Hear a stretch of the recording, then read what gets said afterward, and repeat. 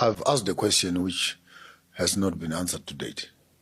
That how can 10 to 15 white men sit on a table and make an agreement which 54 presidents and leaders cannot undo?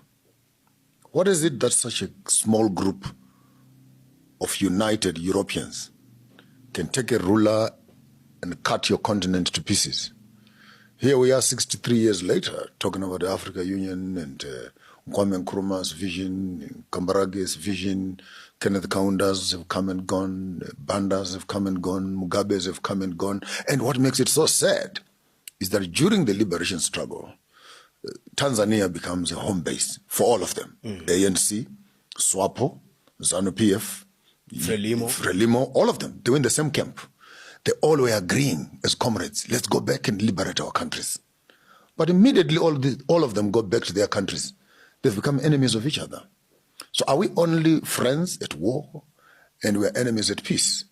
And if we can fail, therefore, as African governments in this deja vu of what we lost, over and above the culture that Chinua Achebe can echo, now we're talking about the loss of even the unity that became the fuel of our own independence. But King, you know, let's trace it.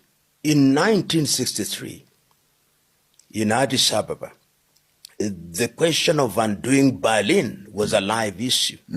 And if you look at the early debates, there are those who said, let us undo the boundaries. And then it was examined, and they argued that if we started undoing the boundaries, there would be great conflict because the neo-colonizer is still with us. The same was revisited in Cairo in 1964, hosted by Gamal Abdel Nasser. And the key voices at that time were Nyerere and Nkrumah.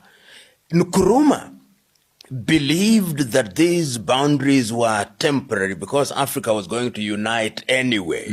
So his argument was, well, these are only going to be boundaries for purposes of administration. And the doctrine of inviolability of inherited boundaries was then drilled down.